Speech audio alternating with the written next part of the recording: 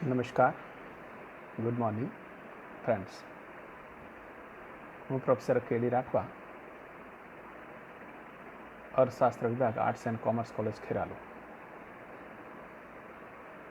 આજનું આપણું લેક્ચર જે છે એ BSM2 CC 201 યુનિટ 4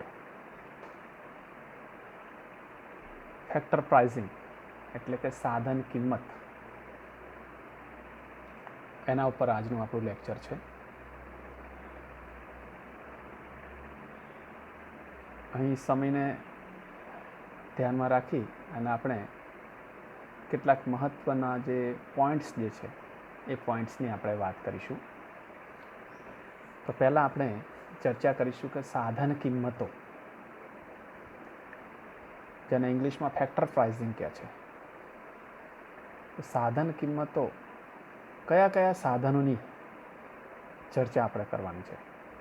તો ઉત્પાદનના સાધનો ભૂમિ, મૂડી, શ્રમ, નિયોજક. ભૂમિ, મૂડી, શ્રમ, નિયોજક આ ઉત્પાદનના 4 સાધનો છે. અને એ ચારેય સાધનોને એના કાર્ય બદલ, એની પ્રવૃત્તિ બદલ, એના કામ બદલ એને જુદા જુદા સ્વરૂપે વળતર મળે છે. અને એ વળતરને આપણે કિંમત તરીકે ઓળખીએ છીએ. દાખલા તરીકે ભૂમિ છે એને ભાડું મળે છે, એના વળતર રૂપે ભાડારૂપી કિંમત. શ્રમિક છે એને વેતન મળે છે.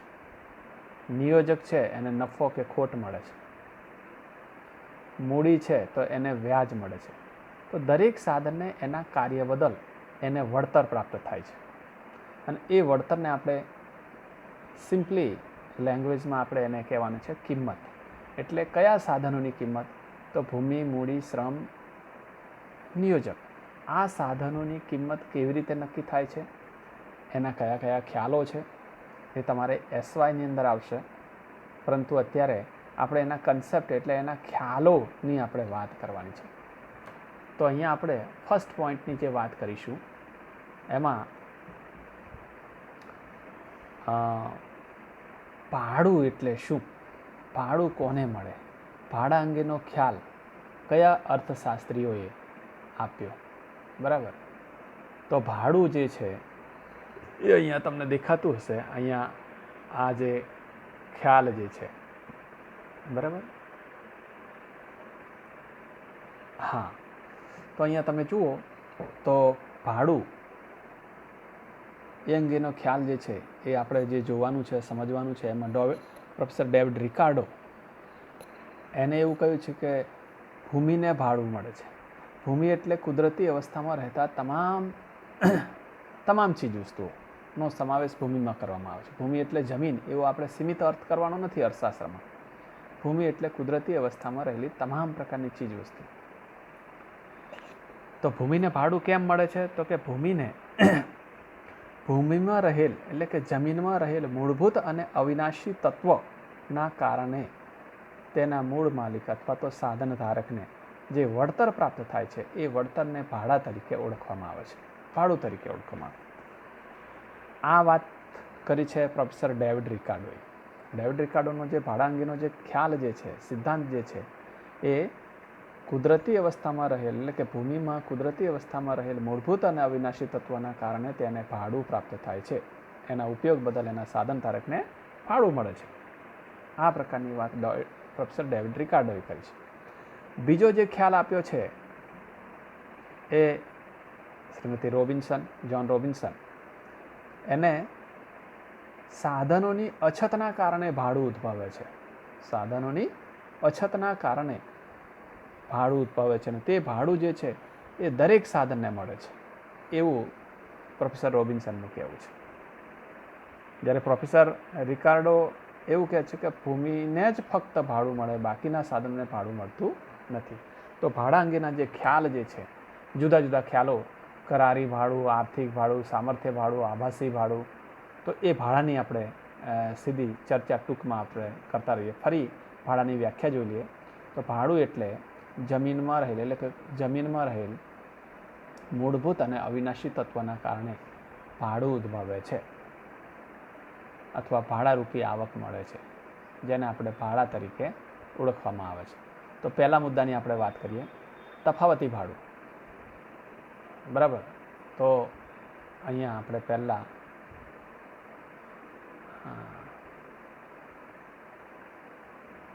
અહીંથી આપણે શરૂઆત કરીએ કે કરારી ભાડું એટલે શું. બરાબર.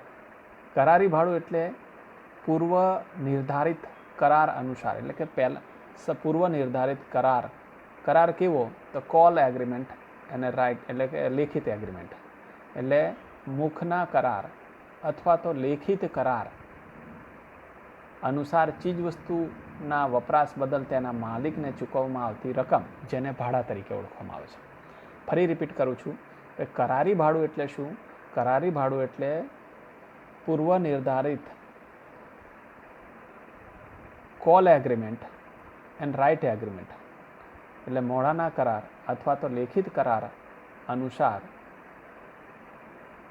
ચીજવસ્તુના, એટલે કોઈ પણ ચીજવસ્તુ હોય કે સેવા હોય, એના વપરાશ બદલ એના માલિકને ચૂકવવામાં આવતી રકમ, જેને ભાડા તરીકે ઓળખવામાં આવે છે. એ તમે કોઈ જમીન મૌખિક કરારથી લીધી ભાડે અથવા લેખિત કરારથી લીધી, તો એને વર્ષ પૂરું થાય તમે જે ભાડું નક્કી કર્યું હોય 50,000 કે લાખ રૂપિયા, તો એ એને મળવા પાત્ર છે, જેને આપણે કરારી ભાડું તરીકે ઓળખવામાં આવે છે અથવા કહેવામાં આવે છે. હવે એમાં બીજો જે પ્રકાર જે છે આર્થિક ભાડું.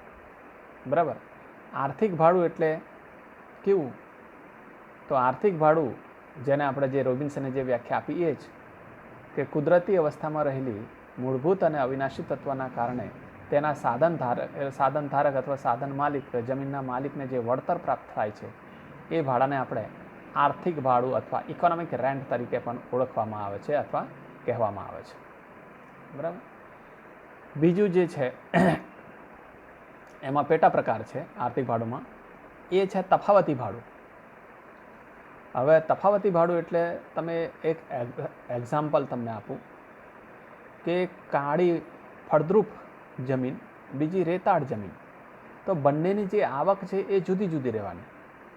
તો એ જે આવક જુદી જુદી થાય તો બંનેને મળતું ભાડું કેવું, જુદું જુદું. ફળદ્રુપ જમીન હશે, કાળી જમીન હશે, એમાં વધુ ઉત્પાદન થશે, અને રેતાળ જમીન હશે તો એમાં ઉત્પાદકતા ઓછી થશે, તો આવક ઓછી મળવાની. ભાડારૂપી આવક ઓછી મળશે, ત્યાં ભાડારૂપી આવક વધારે મળવાની છે. તો તફાવતી ભાડું એટલે કે જમીનમાં રહેલ મૂળભૂત અને અવિનાશી તત્વના વપરાશ બદલ એના માલિકને જે હિસ્સો આપવામાં આવે છે, જેને આપણે તફાવતી ભાડું તરીકે કહીએ, પણ એ જમીનની ફળદ્રુપતા અનુસાર એમાં ભાડામાં તફાવત ઉદ્ભવે છે. જે તમે ડેવિડ રિકાર્ડોની જે સિદ્ધાંત જે છે એ સિદ્ધાંતની અંદર આકૃતિની અંદર તમને જોવા મળશે કે જુદા જુદા ફળદ્રુપતાવાળા વિસ્તારની ભાડું જે છે એ જુદું જુદું હોય છે.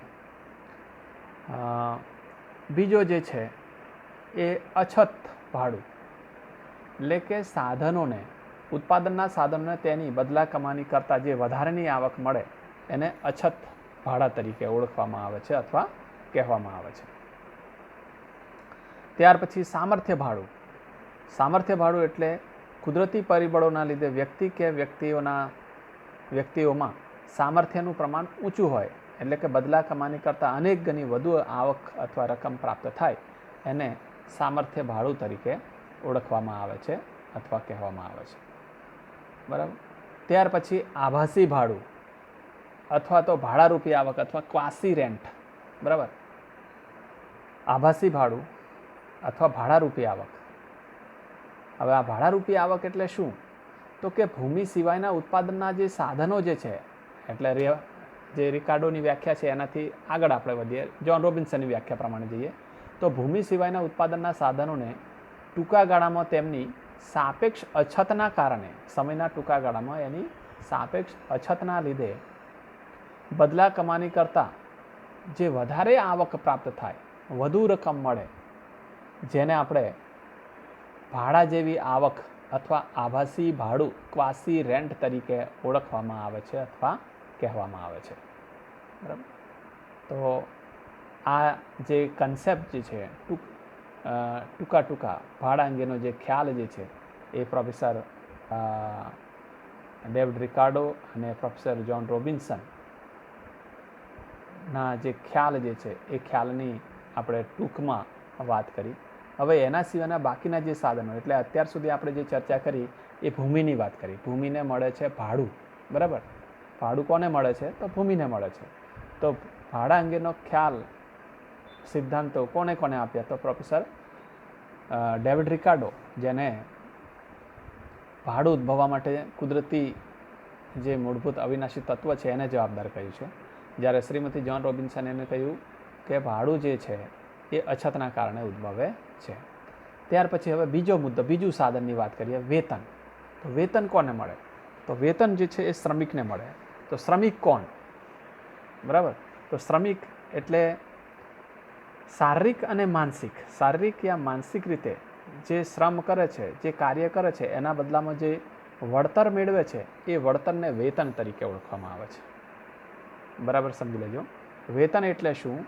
તો વેતન એટલે શ્રમિક દ્વારા શારીરિક યા માનસિક શ્રમ કરવાથી, કાર્ય કરવાથી અથવા કાર્ય કરવાના બદલામાં જે વળતર પ્રાપ્ત થાય છે એ વળતરને વેતન તરીકે ઓળખવામાં આવે છે. જુદા જુદા અર્થશાસ્ત્રીઓ જુદી જુદી વ્યાખ્યાઓ આપી છે. અહીંયા તમે જોઈ શકશો કે જુદા જુદા અર્થશાસ્ત્રીઓ વેતન એટલે શું એની વ્યાખ્યાઓ જે છે અહીંયા અલગ અલગ અર્થશાસ્ત્રીઓ આપી છે. એમાં એકાદ આપણે ચર્ચા કરીએ. તો વેતન એ નાણાં સ્વરૂપે ચૂકવવામાં આવતું એવું નિશ્ચિત, એટલે કે ચોક્કસ વળતર છે કે જે નિયોજક દ્વારા શ્રમિકોને તેની કામગીરીના બદલામાં ચૂકવવામાં આવે છે. આ પ્રકારની વાત જે છે એ પ્રોફેસર ટાઉસિંગે કરી. બરાબર. જ્યારે પ્રોફેસર ગાઈડ શું કહે છે કે વેતન એ શ્રમની એવી કિંમત છે કે જેના દ્વારા ઉદ્યોગપતિ શ્રમને ભાડે રાખી તેનો ઉપયોગ કરી શકે છે. ટૂંકમાં આપણે એવું કહી શકીએ કે શ્રમિક શ્રમના બદલામાં જે વળતર પ્રાપ્ત કરે છે એ વળતરને વેતન તરીકે ઓળખવામાં આવે છે. અને એ વળતર એટલે કે એ વેતન કયા આધારે મળે છે? તો એ શારીરિક કામ કરે, ખેતરમાં કામ કરો ત્યાં શારીરિક વધારે છે, જો તમે ભણાવવાનું કામ કરો તો માનસિક કામ વધારે છે. તો શારીરિક અથવા માનસિક જે કોઈ કામ કરે છે એને, એ શ્રમિકને એને વળતર પ્રાપ્ત થાય છે. એ વળતરને આપણે વેતન તરીકે ઓળખવામાં આવે છે, કહેવામાં આવે છે. હવે વેતનના જે પ્રકાર જે છે એ કયા કયા છે? તો વેતનના બે પ્રકાર છે. એક નાણાકીય વેતન અને બીજું છે વાસ્તવિક વેતન. બરાબર સમજી લેજો. એક નાણાકીય વેતન અને બીજું છે વાસ્તવિક વેતન. વાસ્તવિક વેતન એટલે પહેલાં આપણે ચર્ચા કરીશું કે નાણાકીય વેતન. તો શ્રમિક દ્વારા જે શ્રમનું કાર્ય કરવામાં આવે છે, શ્રમિક દ્વારા જે શ્રમનું કાર્ય કરવામાં આવે છે એના બદલામાં એ વળતર મેળવે છે. એ વળતર કોઈ વસ્તુના સ્વરૂપમાં એ લેતા નથી, પણ નાણાં દ્વારા દર્શાવવામાં આવે, વ્યક્ત કરવામાં આવે કે લેવામાં આવે, તેને આપણે વેતન તરીકે, નાણાકીય વેતન તરીકે ઓળખવામાં આવે છે. તો એટલે કે નાણાકીય વેતન એટલે શું? નાણાકીય વેતન એટલે કે શ્રમિકને તેના શારીરિક અથવા માનસિક કાર્ય બદલ દિવસના અંતે, મહિનાના અંતે, વર્ષાંતે કે જે નાણાં દ્વારા, નાણાંના રૂપમાં ચૂકવવામાં આવે છે, દર્શાવવામાં આવે છે, વ્યક્ત કરવામાં આવે છે, જેને આપણે નાણાકીય વેતન તરીકે ઓળખવામાં આવે છે. દાખલા તરીકે અત્યારે અમે જે કામ કરીએ છીએ, પગાર લઈએ છીએ, માસિક પગાર લઈએ છીએ, તો એ નાણાંમાં લઈએ છીએ, તો એને નાણાકીય વેતન. તમે કોઈ ખેતરમાં કંઈક કામ કરવા ગયા, મજૂર અથવા મજૂરને બોલાયા છો, તો એને તમે નાણાંમાં ચૂકવણી કરો તો એને નાણાકીય વેતન તરીકે ઓળખવામાં આવે છે અથવા કહેવામાં આવે છે. હવે બીજો જે ખ્યાલ જે છે, અને નાણાકીય વેતન જે છે એ જુદા જુદા શ્રમિકોની કાર્યક્ષમતા અનુસાર જુદું જુદું હોય છે. હવે બીજો જે પ્રકાર જે છે એ વાસ્તવિક વેતન. વાસ્તવિક વેતન એટલે શું?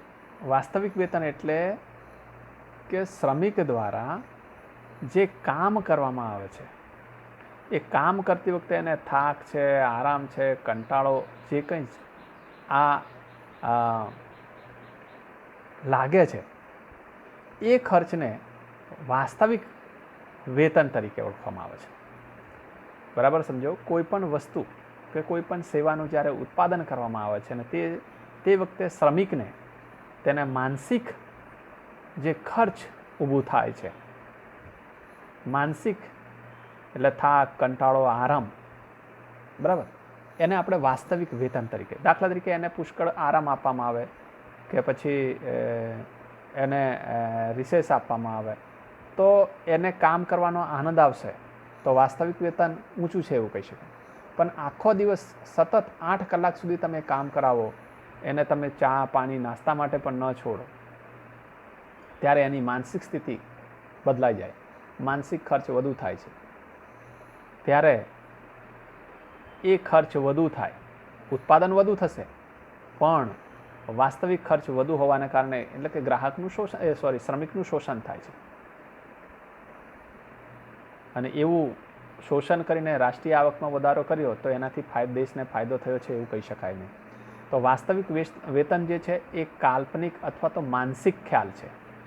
વાસ્તવિક વેતન એ માનસિક ખ્યાલ છે, સાપેક્ષ ખ્યાલ છે. જુદા જુદા શ્રમિકને જુદો જુદો સંતોષ એટલે કે વેતન જે છે એ જુદું જુદું જોવા મળશે. દાખલા તરીકે સતત તમે 3-4 કલાક કામ કરો, વચ્ચે કોઈ પણ પ્રકારના રેસ્ટ નથી આપવામાં આવતો, તો વાસ્તવિક વેતન બહુ ઊંચું રહેશે, ખર્ચ ઊંચું રહ્યું છે. પણ જો તમે એને 1 કલાક પછી કે 1 કલાક પછી 5 મિનિટનો રેસ્ટ કે બીજા કલાક પછી 5 મિનિટનો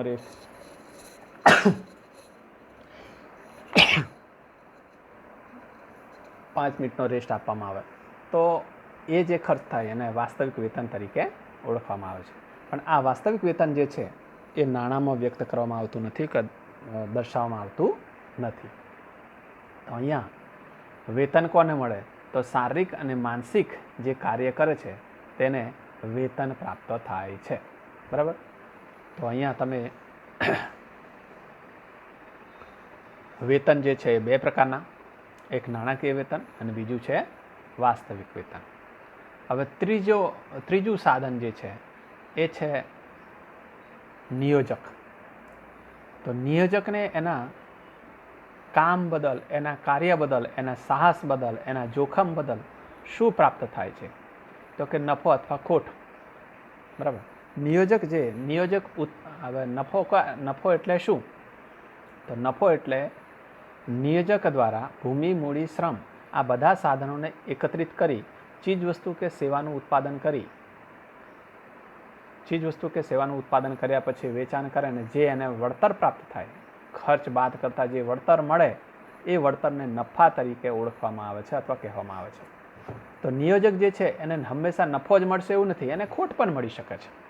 બાકી બધા સાધનોને તમે જુઓ તો કામ કરશે તો એને શ્રમિક હશે તો વેતન મળી જ જશે, નિયોજકને લાભ મળે કે ન મળે, પણ જે શ્રમિક છે એને વેતન મળી જશે, ભૂમિને ભાડું મળી જશે, મૂડી હશે તો એને વ્યાજ પણ મળી જશે.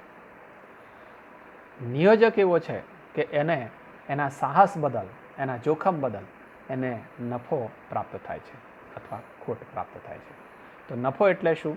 તો નફો એટલે નિયોજકે ચીજવસ્તુ કે સેવાના ઉત્પાદન માટે ભૂમિ, મૂડી, શ્રમ આ સાધનોનું એકત્રીકરણ કરી અને ઉત્પાદનની પ્રક્રિયામાં એને જોતરીને જે ચીજવસ્તુ કે સેવાનું ઉત્પાદન કર્યા પછી વેચાણ કરતાં જે આવક પ્રાપ્ત થાય છે અને એમાંથી ખર્ચ બાદ કરતાં જે બચે છે, શેષ રહે છે, તેને નફા તરીકે ઓળખવામાં આવે છે. અને એની વ્યાખ્યા જે છે એ જુદા જુદા અર્થશાસ્ત્રીઓ જુદી જુદી આપી છે.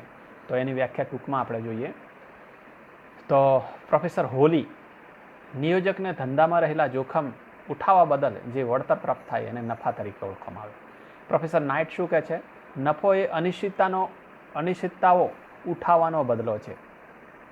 ગમે ત્યારે ગમે તે બનતું હોય છે, એ ઉઠાવવાનો એટલે કે અનિશ્ચિતતા વહોરવાનો બદલો છે, એના બદલે એને નફો પ્રાપ્ત થાય છે. ટ્રાઉસિંગ શું કહે છે કે નફો એ નિયોજકને વિશેષ કુશળતાના કારણે પ્રાપ્ત થતું વેતન છે, એની વિશિષ્ટ પ્રકારની જે આવડત છે એ આવડતના કારણે એને વળતર પ્રાપ્ત થાય છે. વોકર શું કહે છે? તો કે નફો એ નિયોજકની કુશળતાનું ભાડું છે. બરાબર સમજી લેજો, નફો એ નિયોજકની કુશળતાનું ભાડું છે. આ પ્રકારનું સ્ટેટમેન્ટ પ્રોફેસર વોકરે કર્યું. અને છેલ્લે લાસ્ટ સુમ્પીટર જે છે એ નફો એ નવ સંશોધનનો બદલો છે. નવું સંશોધન, ઇનોવેશન જેને આપણે કહીએ. તો નફો જે છે એ ઇનોવેશનનું વળતર છે, બદલો છે. એવું આ પ્રકારની વાત જે છે એ પ્રોફેસર સુમ્પીટરે કરી છે. તો આપણે નફાના જે ખ્યાલો જે છે એ ખ્યાલોની આપણે ટૂંકમાં વાત કરીએ. નફો એમાં કુલ નફો, કાચો નફો અથવા હિસાબી નફો અથવા શુદ્ધ નફો કે ચોખ્ખો નફો. તો આપણે કુલ નફો સિમ્પલી આપણે વાત કરીએ તો કુલ નફો એટલે શું? તો કુલ નફો એમાં આપણે એ અર્થ કરવાનો છે કે નિયોજક દ્વારા જે કંઈ ચીજવસ્તુ કે સેવાનું ઉત્પાદન કર્યું છે, બરાબર, જે કંઈ ચીજવસ્તુ કે સેવાનું ઉત્પાદન કરતા જે વેચાણ પ્રાપ્ત થાય છે, વેચાણ કરતા જે આવક મળે છે, બદલો મળે છે, એને નફા તરીકે ઓળખવામાં આવે છે. એટલે કે નફો ક્યારે મળે છે? તો નિયોજક દ્વારા જોખમ લેવામાં આવે, નિયોજક દ્વારા અનિશ્ચિતતાનો સામનો કરવામાં આવે છે. દાખલા તરીકે આપણા મમ્મી પપ્પા જે ખેતી કરે છે કે પશુપાલનનો વ્યવસાય કરે છે, તો એમાં ડગલે ને પગલે જોખમ છે, ડગલે ને પગલે અનિશ્ચિતતાઓ છે. અને એ જોખમ અને અનિશ્ચિતતાનો જે વહોરે છે, સાહસ કરે છે, એ સાહસના બદલામાં એમને જે વળતર મળે છે એ વળતરને નફા તરીકે ઓળખવામાં આવે અથવા તો શેષનો અધિકારી છે એવું કહી શકીએ. તો એમાં એ દાખલા તરીકે દૂધ તમે જે ભરાવો છો તો એમાંથી તમે કુલ કેટલી આવક થઈ, કેટલો નફો થયો? તો આપણે એમ કહીએ શરૂઆતમાં કે આ મારો કાચો નફો છે. એટલે કાચો એટલે આવક ટોટલી, એમાં ખર્ચ પણ સમાવેશ કરવામાં આવે છે. જ્યારે ખર્ચ બાદ કરી દેવામાં આવે તો એને આપણે શુદ્ધ નફા તરીકે ઓળખવામાં આવે છે. બરાબર સમજી લેજો. ખર્ચ બાદ કરીશું, કુલ આવકમાંથી કુલ ખર્ચ બાદ કરતાં જે રહે છે એને આપણે શુદ્ધ નફા તરીકે ઓળખવામાં આવે છે અથવા કહેવામાં આવે છે. બરાબર, અહીંયા વ્યાખ્યાઓ આપેલી છે એટલે તમે જોઈ શકશો. બરાબર, તો નફો એટલે કુલ આવક એટલે કુલ આવકમાંથી કુલ ખર્ચ બાદ કરો તો જે રહે છે એને આપણે નફા તરીકે ઓળખવામાં આવે છે. હવે શુદ્ધ નફો અથવા ચોખ્ખો નફો તો શું? તો કે કુલ આવકમાંથી કુલ ખર્ચો બાદ કરતા જે રહે છે. હવે કયો ખર્ચો? તો તમે દાખલા તરીકે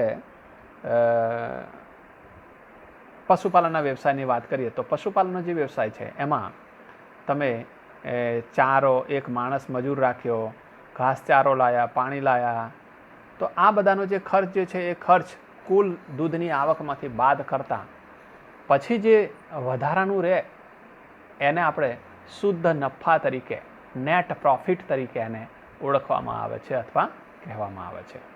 બરાબર, તો શુદ્ધ નફો એટલે શું એની આપણે વાત કરી. અને હવે લાસ્ટ જે સાધન જે છે મૂડી. બરાબર, તો મૂડીને એના ઉપયોગ બદલ શું મળે? વ્યાજ.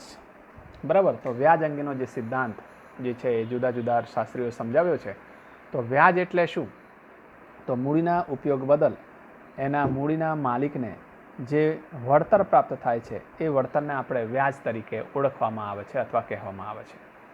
જુદા જુદા અર્થશાસ્ત્રીઓ વ્યાજ અંગે જુદું જુદું વ્યાખ્યાઓ આપેલી છે. તો વ્યાજ કોને મળે? તો કે વ્યાજ મૂડીને મળે. મૂડીને શું મળે? તો કે વ્યાજ મળે છે. બરાબર, તો મૂડીના ઉપયોગ બદલ એને ઇન્ટરેસ્ટ એટલે વ્યાજ પ્રાપ્ત થાય છે. તો એ અંગેની જે વ્યાખ્યાઓ જે છે એ વ્યાખ્યાઓ ટૂંકમાં આપણે જોઈએ. તો પ્રોફેસર માર્શલ એવું કહે છે કે ચોક્કસ સમયગાળા માટે ઉછીના લીધેલા નાણાં માટે ચૂકવવી પડતી કિંમતને વ્યાજ તરીકે ઓળખવામાં આવે. તમે કોઈની પાસે અમુક ચોક્કસ સમય માટે જે નાણું ઉછીનું લીધું હોય અને જે વળતર ચૂકવવામાં આવે છે એને આપણે વ્યાજ તરીકે કહીએ છીએ. તમે જુઓ, બેંક દર અને વ્યાજ દરમાં ડિફરન્સ છે. આરબીઆઈ એ બેંકોને જે દરે ધિરાણ કરે એને બેંક દર કહીએ છીએ, પણ બેંકોએ જે ગ્રાહકોને જે ધિરાણ કરે છે એને આપણે વ્યાજ કહીએ છીએ. તો અહીંયા કેન્સની વ્યાખ્યા જોઈએ તો ચોક્કસ સમયગાળા માટે રોકડ પસંદગી જતી કરવાનો બદલો એટલે વ્યાજ તરીકે ઓળખવામાં આવે. તો કેન્સે તો 3 પ્રકારના વ્યાજ કરીએ: વિનિમયના હેતુ માટે, સાવચેતીના હેતુ માટે અને સટ્ટાકીય હેતુ માટે. તો તમે એટલે કે વ્યાજરૂપી વળતર મેળવવું હોય વધારે તો સટ્ટામાં રોકાણ કરશો તો વધારે મળશે, સાવચેતીમાં ઓછું મળશે. તો સેલિંગ મનની વ્યાખ્યા શું છે? તો મૂડી ભંડોળમાંથી મળતા વળતરને વ્યાજ તરીકે ઓળખવામાં આવે છે. બોમ્બવાર્ક જે છે વ્યાજ એ સમય પસંદગી જતી કરવાનો બદલો છે. એટલે કે તમે કોઈ તમારી જે જરૂરિયાત છે એ જરૂરિયાતને તમે જતી કરો છો અને એના બદલામાં તમે આપો છો અથવા બેંકમાં મૂકો છો, માટે તમને એ વળતર પ્રાપ્ત થાય છે ને એ વળતરને વ્યાજ તરીકે ઓળખવામાં આવે છે અથવા કહેવામાં આવે છે. બરાબર. તો વ્યાજના પ્રકારો એટલે કયા કયા પ્રકારો છે? તો વ્યાજ બે પ્રકાર છે. એક કાચું વ્યાજ અને બીજું છે કાચું વ્યાજ જેને કુલ વ્યાજ કહીએ છીએ. બીજું છે શુદ્ધ વ્યાજ કે ચોખ્ખું વ્યાજ. બરાબર. કાચું વ્યાજ એટલે શું અને શુદ્ધ વ્યાજ એટલે શું? તો અહીંયા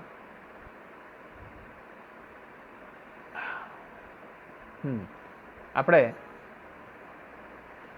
તમને આ જે ચાર્ટ બતાવ્યો છે એમાં શુદ્ધ વ્યાજ, જોખમનો બદલો, વ્યવસ્થા ખર્ચ, અગવડનો બદલો. બરાબર. તો કાચું વ્યાજ એટલે શું? તો કાચું વ્યાજ એટલે કે જે વ્યાજની રકમમાં, અહીંયા તમે જોશો, સોરી,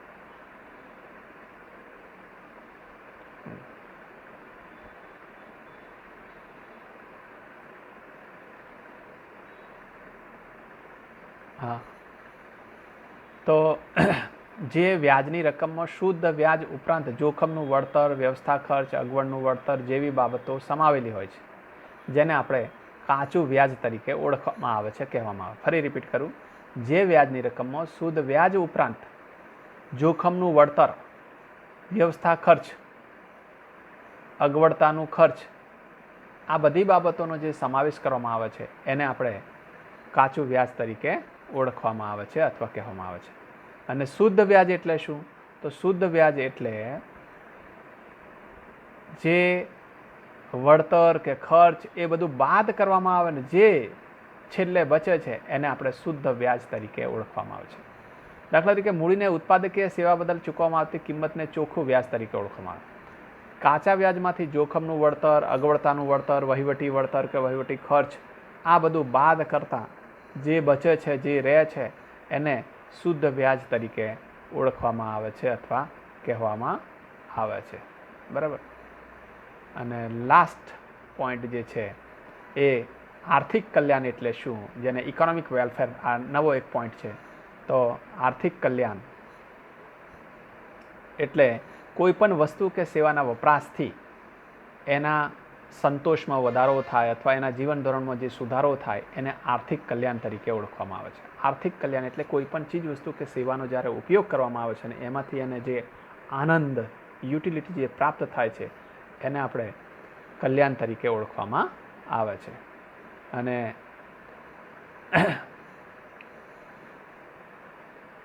કલ્યાણનો જે આધાર જે છે એટલે કે આર્થિક કલ્યાણ પ્રાપ્ત કરવા માટેના મુખ્ય બે બાબતો છે કે વ્યક્તિને વપરાશ માટે પ્રાપ્ત થતી ચીજવસ્તુનું પ્રમાણ કેવું છે, આવક મેળવવાની પદ્ધતિઓ કેવી છે અને રાષ્ટ્રીય આવક અને આર્થિક કલ્યાણ વચ્ચે શું ડિફરન્સ છે. આ મુદ્દાઓની વાત ચર્ચા જે છે એ ડિટેલમાં આપણે પછી કરીશું. હવે સમયના અભાવે અહીંયા મારું લેક્ચર જે છે એ અહીંયા પૂરું કરું છું. Thank you.